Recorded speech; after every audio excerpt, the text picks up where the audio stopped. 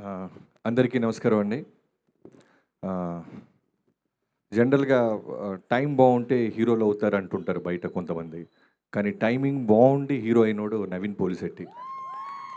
అంటే ఎంత టైమింగ్ అంటే నాకు తెలిసి ఓ 1 ఇయర్ బ్యాక్ రెగ్యులర్గా మాట్లాడుతుంటాను నవీన్తో నేను. యాక్సిడెంట్ అయింది మనోడికి, అందరికీ తెలుసో తెలీదో, సాలిడ్ యాక్సిడెంట్. చెయ్యి కాలు ఎక్కడెక్కడ విరిగిపోయినాయి. తర్వాత కటసీగా మాట్లాడుతుంటే అన్న ఇరిగిపోయింది పక్కన పెడితే ముందు రైటర్స్ కావాలన్నా నాకు రికార్డ్స్ తీయడానికి అంటున్నాడు.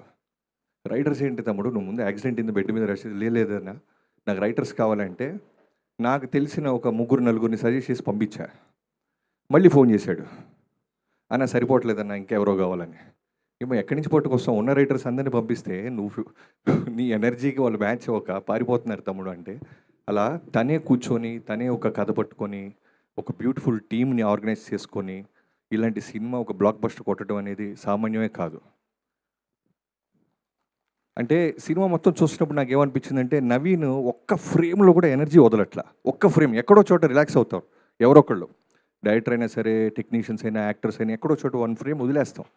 వదలట్లేదు అతను. నమ్మి నమ్మి నమ్మి నమ్మి నమ్మి ఎనర్జీతో బౌన్స్ అవుతానే ఉన్నాడు. బౌన్స్ అంత నవ్వుతూ చేస్తున్నాడు కదా, లోపల ఎంత లాభం ఉందో నాకు అర్థమవుతుంది. ఎందుకు అవ్వం మనం హీరో, ఎందుకు నిలదొక్కోలేం, ఎందుకు ఈ పెద్ద సర్కిల్లో నేను ఉండకూడదు, నాకు ఎందుకు మార్కెట్ ఉండకూడదు అనేది ప్రతి స్మైల్ వెనకాల అతను పడ్డ కష్టం, అతనుకున్న లాభ నాకు అనిపించింది. నవీన్, నీ కష్టం ఇలానే వెళ్తావు, నీకేం చెప్పక్కర్లేదు. బట్ చాలా చాలా బ్రైట్ ఫ్యూచర్ ఉంది.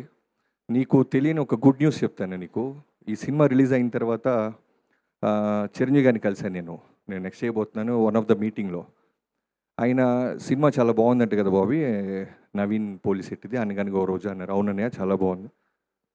ఎంత ఎనర్జీ ఉంటుంది అబ్బాయికి. ఇప్పుడు వస్తున్న జనరేషన్స్లో నాకు బాగా నచ్చిన హీరో నవీన్ అని చెప్పాడు. ఆయన సినిమా సక్సెస్ అయ్యి ఆయన ఆనందంలో ఉంటూ నీ సినిమా సక్సెస్ను కూడా ఎంజాయ్ చేశాడు చిరంజీవి గారు. సో ఆయన కళల్లో పడి ఆయన మెప్పు పొందావు నవీన్. ఇది నేను దాచిపెట్టి నేను తప్పకుండా ఈ ఈవెంట్కి నువ్వు నన్ను పిలుస్తూ వచ్చినప్పుడు చెప్పాలనుకుని దాచిపెట్టాను. I'm sharing this.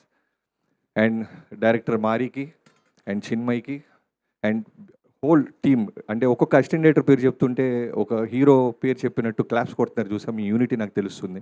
Costume chief పేరు చెప్పిన, కాస్ట్యూమ్ అసిస్టెంట్ అన్న, ఎడిటర్ అన్న, జేడి నీ గురించి అయినా, మిగతా యాక్టర్స్ గురించి, ఎవరి గురించి చెప్పినా క్లాప్స్ కొడతానే ఉన్నారు. Beautiful team.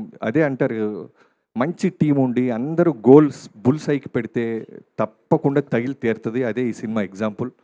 అండ్ మా ప్రొడ్యూసర్ మైక్ టైసన్ వంశీ గారికి సంక్రాంతికి ఖచ్చితంగా హిట్ కొట్టాలి ఈ సంవత్సరం కూడా అని తను బలంగా నమ్మాడు. సో చాలామంది అంతకుముందు 1-2 ఫిల్మ్స్ తనకి ట్రేడ్ దగ్గర సరిగ్గా చేయకపోయినా జనము, మీడియా అందరూ కూడా కోరుకున్నారు ఈ సినిమా ఖచ్చితంగా హిట్ అవ్వాలని వంశీ గారికి. సో కంగ్రాచులేషన్స్ వంశీ గారు అండ్ హోల్ టీం అందరికీ. అండ్ మీనాక్షి, నవీన్ లాంటి ఒక ఎనర్జీ పక్కన స్క్రీన్ మ్యాచ్ చేస్తూ ఎంత ఎనర్జీకి చేసావో తెలుసా నువ్వు. నేను ఎంత కష్టపెట్టాడో నాకు తెలియదు, ఎన్ని 1 మోర్లు తీసుకున్నా నాకు తెలియదు. అంటే ఈ సినిమా ఒక బ్యూటిఫుల్, ఒక చిన్న రిస్క్ కూడా కనిపించింది. కంప్లీట్ ఎంటర్టైన్మెంట్ మీద వెళ్తూ నేను ముందు డైరెక్టర్ అవడానికి ముందు చాలా సంవత్సరాలు చాలామంది డైరెక్టర్ల దగ్గర రైటర్గా వర్క్ చేశాను. బ్యూటిఫుల్ అంటే ఎమోషనల్కి బ్లెండ్ చేశాడు. ఎంత రిస్క్ అంటే అది జనం అంతా కామెడీని ఎంజాయ్ చేస్తున్న టైంలో స్టోరీ టెల్లింగ్ అనేది ఒక మెసేజ్ ఓరియంటెడ్ కానీ ఇలాంటివి టచ్ చేయరు జనరల్గా. కానీ తన కాన్ఫిడెన్స్కి, తన టీంకి ఉన్న కాన్ఫిడెన్స్కి మీనాక్షి తను కలిసి జాగ్రత్తగా స్క్రిప్ట్ని చిన్న ఎమోషన్లోకి తీసుకెళ్ళి ఎక్కడ చిన్న ఎమోషన్ పెట్టించాలో కంటెతడి పెట్టించి మళ్ళీ వెంటనే ఫన్లోకి తీసుకెళ్లారు. సో చాలా చాలా మీ స్క్రిప్ట్ టాలెంట్కి కూడా హ్యాట్స్ ఆఫ్. ఎవరైనా మర్చిపోతే క్షమించండి. Thank you so much. Thank you so much Bobby garu. Requesting Dil Raju garu, Bobby garu to please stay back on stage. అలాగే Naveen and one second Bose garu, మీ చేయబడితే బ్లాక్ బస్టర్ అవ్వకుండా ఎలా ఉంటుంది బోస్ గారు? నా వాల్తేరి వేరే కానీ నా అన్ని సినిమాలో నేను బ్లాక్ బస్టర్ ప్రతి సినిమాలో మీ రైటింగ్ ఉంటుంది. చిన్న పెద్ద చిన్న బడ్జెట్ అంటే యంగ్ కొత్తగా వస్తున్న కుర్రోడని కాకుండా ఒక ఆస్కార్ లాంటి విన్నర్ మీరు. హోల్ అన్ని పాటలు మీరు రాశారంటే మీ మంచితనానికి thank you so much Bose garu. Thank you.